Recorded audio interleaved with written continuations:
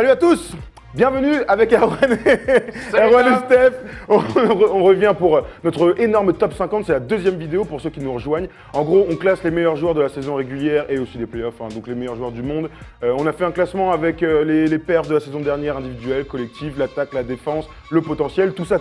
Donc voilà, on va continuer à se régaler et on va commencer directement avec le numéro 40. Le numéro 40, les Landes. Les Landes, oui, parce qu'on joue, bien sûr. C'est important, Un peu de culture, des départements de C'est France. important aussi pour notre communauté de réviser, d'apprendre. D'apprendre pour le brevet, absolument. brevet des Pour le collèges. brevet l'année prochaine, les gars. Allez, on commence avec le numéro 40. Et là c'est quand même un nom assez incroyable. Carmelo Anthony, le joueur des Knicks cette saison. Alors, où est-ce qu'il est maintenant? C'est une bonne question, puisqu'on a tourné ça il y a un mois et demi. Il est 40e, les gars. 22 points, 6 rebonds, 3 passes. Il y a 3 ans, il était encore top 15 de la NBA. Comment on explique que maintenant, il soit que 40e? Je pense qu'il paye clairement la saison sportive de New York, son implication, ses stats en baisse aussi. Et le fait que voilà, c'est un bordel complet autour de lui. Son manque de leadership son aussi. manque de Faut leadership. pas oublier les playoffs depuis combien de temps? maintenant, Faut pas oublier, bah faut ouais. pas oublier qu'ils jouent plus les playoffs. Faut pas oublier que les Knicks, qui est quand même une grande franchise historique en NBA, ont voulu construire autour de lui et que c'est très compliqué. Que voilà, il est pas dans un. C'est la même génération que LeBron. Alors LeBron, on n'aime pas, mais au moins il est leader, il emmène les gens avec lui.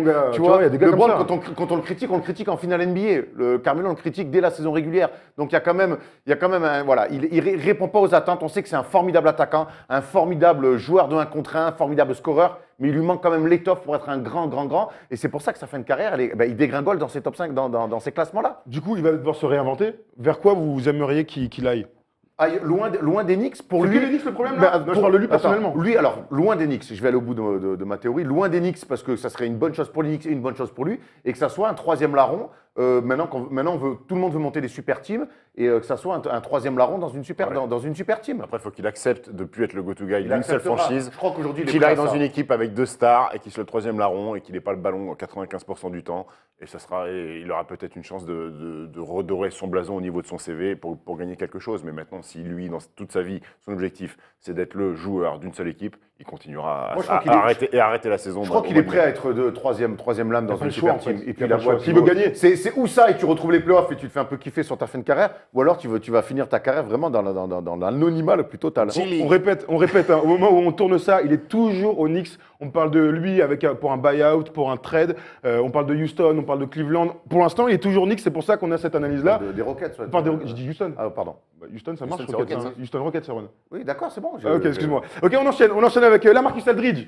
Encore un mec qui était top 15 il y a 3 ans, hein, Erwan. Celui sur lequel tu adores taper, il a dit qu'il était malheureux aux Spurs cette saison. 17 points, 7 rebonds, 2 passes D. Alors, il est aux Spurs, deuxième à l'Ouest avec 61 victoires. devant Melo, c'est parce qu'il joue aux Spurs. Hein, quand même. Ouais, c'est clair. Mais attends, Aldridge, mon gars, avec le talent qu'il a, comment il peut se retrouver 39e? Vas-y. Maria Carré, mon frère. Fake. C'est une diva. Ce mec, c'est une diva. Quand il part de Portland, qu'il signe aux Spurs, il dit le Texas, c'est chez moi, c'est mon truc et tout. 2 ans après, il est pas bon sportivement, il répond pas aux attentes. Il a et pas il de dit, Santiago, Ouais, il a pas de il dit qu'il est malheureux. Les mecs, ils sont trop marrants. Les mecs ne répondent pas aux attentes. Et après, leur excuse, c'est je suis malheureux aux Spurs. Arrête, les Spurs, il y a un système. Il s'est planqué derrière le système des Spurs pendant longtemps. Quand il a fallu qu'il sorte du bois, il l'a pas fait ou pas assez en tout cas. Et maintenant, monsieur est malheureux. Je sais pas. Il est aussi dans quelques rumeurs de trade. Donc, je sais pas où il sera cet été. Mais en tout cas, voilà, c'est Maria Carré, le mec. Et sa fin de carrière, elle risque de ressembler à celle de Maria Carré. Il va prendre du poids et puis il va chanter que de la merde. Mais pourtant, il est pas vieux, ce gars-là, tu vois. Est-ce que le fail d'Marcus Aldridge, c'est pas aussi l'échec Greg Popovich? Moi, je suis d'accord avec ça. C'est ma question de suite. Est-ce que Popovich l'a mis dans les meilleures dispositions, en vrai? Et bah, après, Greg Popovich n'a pas forcément eu. Enfin, il a eu Tim Duncan, mais il a Duncan, peut-être pas réussi à faire le jeu et mettre les systèmes en place pour que la Marcus soit brillant. Ou peut-être qu'il l'a sevré en lui disant il faut que tu rentres dans le moule. Tu seras plus la marque Puis Leonard aussi. de Portland Trail Blazers, c'est Kawhi la star.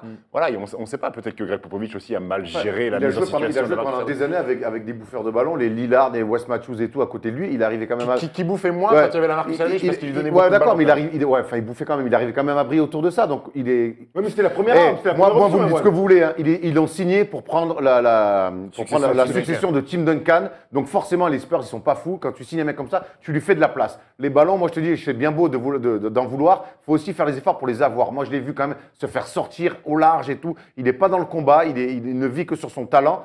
Énorme, mais ça suffit pas pour remplacer Tim Duncan. Eh ben, tant pis pour toi, hein, Lamarcus Aldridge. On enchaîne avec le numéro 38. Numéro 38, c'est à Grenoble, c'est 38. Misère. Goran Dragic, le Slovène, qu'on va retrouver à l'Euro, truc. 39, j'ai l'impression que personne ne savait. Non, 39. Ah non 39, il est vilaine? Non, pas du tout. Si, il est vilaine. Enchaîne. C'est toi qui es vilaine. Allez, enchaîne. Il est vilaine. Numéro 38, Goran Dragic, plus de 20 points, 6 passes. Et surtout, l'homme du Miami Heat, ESPN et tout, l'ont mis beaucoup plus haut. Moi, on l'a un peu descendu parce qu'au bout d'un moment, faut pas déconner, il y a des mecs plus forts devant. Il est blanc, mais bon. quand même. Oh là là. Allez, Non, rien à voir. Goran Dragic est un joueur talentueux, le gaucher, 38e. On l'a un peu charrié quand il est arrivé à Miami, il avait signé un beau contrat. Là, il a quand même prouvé que c'était un super bon joueur. C'est ce qu'on appelle des valeurs sûres en NBA. Voilà. On sait ce qu'il va t'apporter et c'est des mecs sur qui on peut compter. Voilà. Maintenant, je pense qu'il va falloir l'entourer un petit peu plus de talent. Whiteside, déjà. Mais avec Whiteside, pour le coup, ça marche pas des masses tous les deux. Tu vois ce que je veux dire? Un fait ses stats de son côté, l'autre fait des stats de l'autre. Il y a des connexions. Voilà. Mais normalement, tu sais, il y a des connexions qui se font.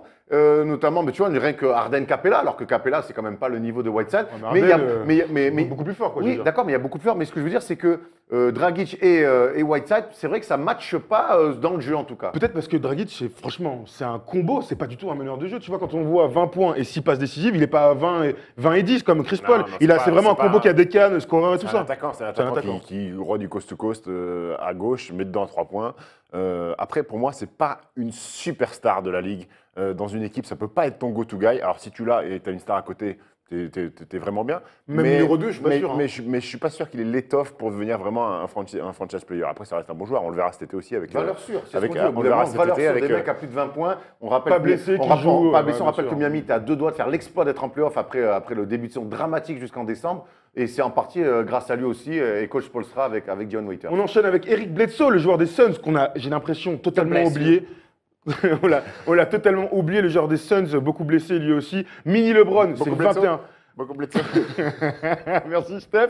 21 points, 6 passes, c'est des stats quand même énormes dans une équipe qui ne gagne pas. 24 victoires cette saison, mais c'est un joueur hyper talentueux, Eric Bledsoe. Mais il y a tellement de meneurs aujourd'hui. Tu vois ce que je veux dire? Il y a 20 mecs qui sont plus forts que lui sur son poste. Lui, c'est un petit peu il fait les frais d'être aux Suns et puis des meneurs très très forts sur le poste en NBA. On n'en parle même plus pour être All-Star Game, alors que c'est un mec qui potentiellement pourrait être dans un All-Star Game. Moi, je pense que la politique des Phoenix de construire autour des jeunes, il faudrait qu'ils se barrent, il faudrait qu'ils demandent. Il pourrait rendre de fiers services dans une équipe un peu ambitieuse. Et, il a plus de 21 points, tu te rends compte, des passes. Mec qui peut défendre, créateur, qui peut mettre des gros tirs aussi. J'aurais quand même mis Dragic devant lui quand même. Le mec, il joue au Suns. D'ailleurs, c'est ma question, hein, juste ce truc. Franchement, quand tu vois Dragic, il y en aura d'autres, hein, évidemment. Plus complet. Moi, je trouve quand même Eric Bledsoe plus complet. Du coup, là, sur ce top 50, tu mets Dragic ou Bledsoe? Non, mais même, je te parle de Bledsoe sur l'ensemble de son œuvre, quand il est passé aux Clippers, tout ça et tout, dans son rôle de deuxième meneur aussi déjà. Non, moi, je pense que je préfère. Non, pour moi, c'est tout à fait logique. Si t'as un choix, tu prends Bledsoe devant Dragic. Et toi, l'inverse? Ouais. Ok, voilà. Moi, je prends. En vrai, c'est un choix difficile et je pense que tout le monde aura son truc. Un combo Bledsoe-Dragic, je te saute dessus. Jamais de la vie. Non. Le truc de Bledsoe, moi, c'est les blessures. Il est meilleur défenseur, mais les blessures, au bout d'un moment, moi, je préfère avoir un mec qui joue des matchs. Tu vois ce que je veux dire? Un mec à l'infirmerie, ça sert à rien. Un mec en fauteuil roulant. Blessé tout le temps. On enchaîne avec le numéro 36. Messieurs, le numéro 36, c'est aussi un joueur du Miami Heat qui était à Paris au Jardin du Luxembourg pour mettre des paniers avec des petits jeunes. C'est Hassan Whiteside. Au musée du Louvre. Au musée du Louvre aussi. Exactement, avec la Joconde, mais il était sur Snap en train de. Il a cru que c'était Rihanna d'ailleurs. Hassan Whiteside, c'est 17 points, 14 rebonds, 2,1 blocs pour 41 victoires avec Miami. Lui, en 2 ans, il s'est quand même installé comme l'un des meilleurs pivots de la ligue. De la conférence Est, c'est quasiment sûr. Ouais. Il est passé notamment devant des Drummond, d'ailleurs, c'est le cas de le dire. Maintenant, c'est un joueur, c'est pas académique, tu vois, c'est toujours très bizarre, mais il a un talent certain. Il n'est pas très technique, mais il a un vrai talent de rebondeur. Il est très haut, contreur fort. Donc, ouais, c'est vrai, il a sa place. Tu dis quoi, pareil? Ouais, pareil que je te dis, un pivot dominant. 17-14, c'est beaucoup. Manque un petit peu de jeu à lui-même, manque un peu d'intelligence, c'est que des dunks et rebonds off et des machins comme ça. Il manque un petit peu une palette offensive un peu plus développée. Mais bon, c'est chantier quand même, 14 rebonds par match, c'est chantier. C'est clair. Miami, attention, je pense. On a dit, il y a 2 places plus haut, Dragic, il y a lui, même si les deux, il n'y a pas une collection énorme, s'ils arrivent à trouver des joueurs un petit peu qui fit un peu avec ces mecs-là, ou pourquoi pas faire un gros coup sur la free agency. Miami, on sait que c'est bien coaché et ils ont une défense installée. Pour l'instant, on sait pas, c'est toujours pareil. On parle même de Gordon Hayward à Miami pour l'instant. S'ils gardent Dion Waiters du dernier mois et demi, c'est solide. On enchaîne les gars avec un autre pivot, poste 4, poste 5 de Boston cette fois-ci. Le numéro 35, c'est Al Horford. Il a été signé au prix cher, au prix fort à Boston l'été dernier. Il a 14 points.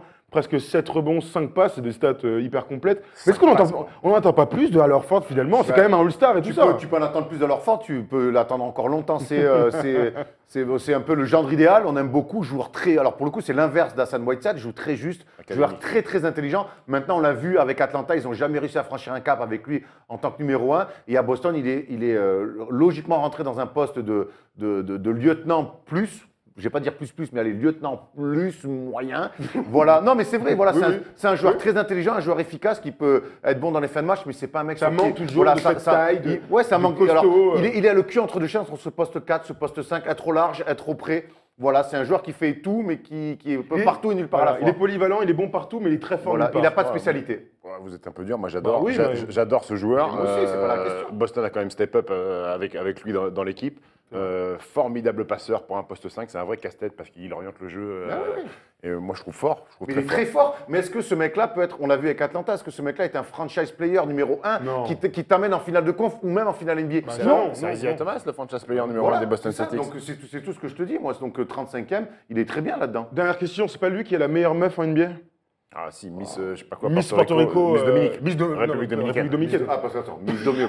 Miss Dominique. Miss Dominique, si c'est la meilleure meuf de l'NBA, je peux vous dire qu'il y a un problème. On enchaîne avec le numéro 34, CJ McCollum. Encore en arrière. Je pose une question très simple. Là, on voit ses stats. 23 points, c'est beaucoup, presque 4 passes, presque 4 rebonds. On a parlé de Devin Booker dans la vidéo précédente. C'est qui a le plus de potentiel entre Devin Booker et CJ McCollum? C'est une vraie question que je vous pose. Alors, c'est pas les mêmes profils parce que lui il sort de nulle part, un petit peu d'une toute petite fac dont le nom m'échappe. Hein? Lehigh, ouais, t'es bon, t'aurais au quiz, t'aurais pu avoir un point. Donc il sort un peu de nulle part, donc il est moins attendu. Mais en tout cas, il fournit, c'est un talent supérieur d'attaque, un vrai attaquant avec Damian Lillard. Devin Booker, il sort de Kentucky, il y avait d'énormes attentes autour de lui, drafté très haut. Donc voilà, mais je pense que moi c'est du kiff-kiff bourrico. Hein. Je faut choisir qui a le plus de potentiel, Steph. David Booker, je pense, mais lui, il reste un attaquant hors norme. Ce qu'il fait là depuis le départ de la Marcus Aldridge, il a clairement pris les rênes avec Damian Lillard. Il a une palette offensive, mon gars, sur le petit périmètre où il se stoppe comme ça avec des flotteurs. Il crée son propre tir. C'est un véritable scoreur. Il est plus grand. Booker, non Non. Un peu léger défensivement. Il manque un peu de coffre parce qu'il est assez grand, assez fin, mais formidable attaquant. Il a une palette offensive. Oh, il fait mal à la tête. Hein. Le seul truc qu'on peut lui reprocher à CJ McCollum, c'est qu'il ne met pas de dunk dans le trafic. Non. Tu vois, c'est vraiment un reproche, on s'en fout en vrai. Non, mais ça t'as fait un truc d'adolescent. Non. Enfin, mec, s'il met un petit flotteur, s'il met 12 flotteurs dans la raquette. Non, mais pour ça, il dunkait pas. Je veux juste aller au bout de ma. Il dunkait ses deux premières saisons. Mais lui, il est quand même assez grand. Ça prouve aussi qu'il est pas dans le tu vois, qu'il va pas provoquer les mecs. Il est beaucoup dans le toucher, dans le talent, et que des fois, par moment, c'est bien aussi d'aller au toucher, provoquer les mecs et tout, leur mettre quelques dunks sur la poire. Voilà, c'est le seul petit reproche, durcir un petit peu son jeu. Ok, on enchaîne les gars, numéro 33, Jojo Embiid. Là, moi, mon rêve, c'est qu'un jour, Jojo Embiid vienne chez First Team. Je pense qu'on peut se régaler comme rarement. Monsieur Joel Embiid, donc le joueur des Sixers, 31 matchs de mémoire. Il est camère. 20 points, son traducteur, 20 points, presque 8 rebonds. C'est peut-être la sensation de cette saison et pourtant, il a joué tellement peu de matchs. Ouais, mais en peu de matchs, il a tellement ébloui tout le monde. On a vu un pivot comme on n'avait pas eu depuis Hakim Olajuwon. Allez, je me lâche. J'en ai rien à foutre. Tes jeux. Ouais, au large et surtout, je te dis, encore une fois, un grand tonton à qui on peut filer des ballons poste bas. Il est très juste dans le jeu. Il lit bien le jeu, bon passeur. Voilà, on se dit que Markelle Fultz, Ben Simmons, Jojo Embiid, les Sixers, Dario Saric, ouais, bon, c'est un petit peu. Timothée Cameron. Bébé à Covington. Et donc vraiment, voilà. Autour de Embiid, on est frustré qu'il joue si peu. On espère que l'année prochaine, il sera à 100% et qu'il pourra faire une saison complète. Des saisons complètes. Voilà, des saisons complètes. Et si c'est ça, les Sixers, ils ont un vrai bel avenir avec ce joueur-là. Du coup, ce gars-là, il a un potentiel Hall of Fame ou pas? MVP, mon gars. Ouais, MVP, j'y ai Hall of Fame, t'as vu? Potentiel MVP, en plus, une vraie personnalité. Voilà, pas de langue de bois. Il fait du bien. Il rafraîchit un petit peu cette NBA.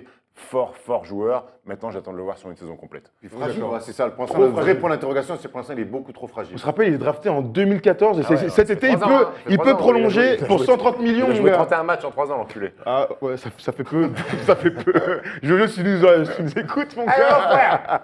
On enchaîne avec un autre pivot, les gars. Dédé Jordan, autre style, hein, 2 salles, 2 ambiances complets pour Dédé Jordan. Mais on se souvient qu'il est dans la All NBA First Team l'année dernière. C'est quand même incroyable. 12 points, 14 rebonds, 1,7 blocs. Bon, je vous pose la question comme ça, est-ce qu'avec le départ de Chris Paul, il y a moyen qu'il tourne à 3 points par match l'année prochaine? Peut-être pas 3 points, parce que sur son Pas activité 3 points, offensive, oui. sur son rebond offensif, tout ça, il va aller mettre des trucs. Mais alors là, pour le coup, pour lui, c'est clairement un énorme coup dur. On rappelle quand même qu'il voulait signer à Dallas et qu'ils sont tous allés le chercher à Dallas pour Ils dire l'ont enfermé, eh, signe pas, reste avec et nous là- pour que et là, derrière, il le prend mec une se bonne barre. carotte. Pour que derrière, le mec Alors se qu'à Dallas, barre. il aurait été bien, C'est le mec, ça. chez moi. Bah, Nerys Noël, c'est bien.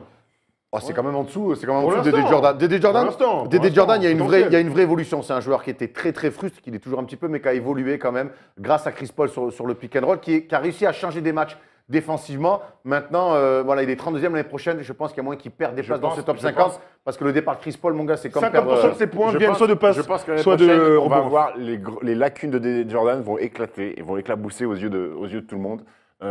Sa moyenne de points va fortement baisser, je pense, parce qu'il ne peut pas, il peut pas, il y a pas de marquer, move, il peut pas le gars. marquer par lui-même. Après, au rebond et bloc, il sera toujours là, défensivement, il sera toujours là, mais je pense qu'on va voir les vraies lacunes de Dédé Jordan la saison prochaine. Les gars, on passe au 31e.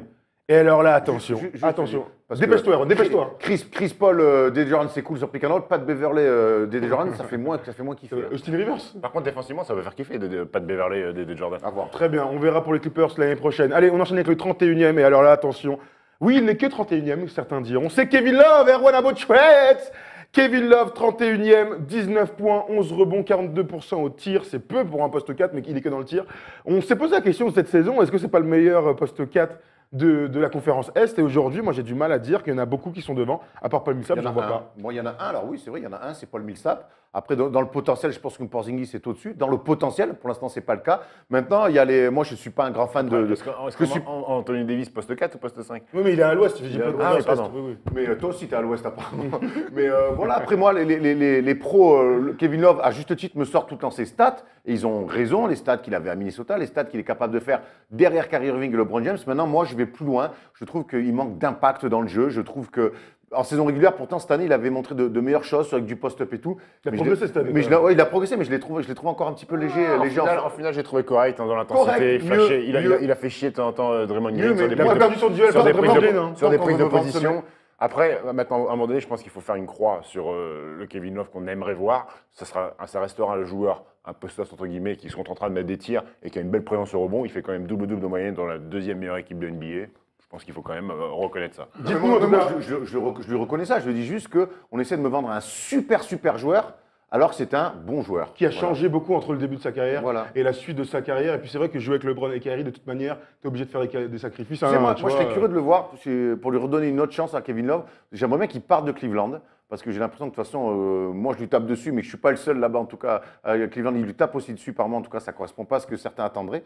Mais qu'il aille voir ailleurs, je serais curieux de le voir dans une autre équipe. Voilà, Et on voit le récap, on continue, Et on voit le récap, À voir vas-y si Paulo, mets-le en Kevin plein Love sera écran. toujours au Cavs d'ailleurs, parce que les Cavs veulent l'envoyer, mais personne n'en veut pour l'instant. C'est le seul. Exactement, là on ne sait pas aujourd'hui où est-ce qu'il joue, mais en tout cas, sa cote sur le marché est très faible. Alors voilà, on fait un petit récap de Carmelo Anthony à Kevin Love. Imaginez, ça se trouve que Carmelo Anthony et Kevin Love joueront ensemble l'année prochaine. Pour l'instant, on n'en sait rien. Donc voilà, c'était la deuxième vidéo de notre top 50, les gars, le top 50 des joueurs NBA en en reste 2017. donc 30. Il en reste 30, bravo. Ouais, je vais un bac S.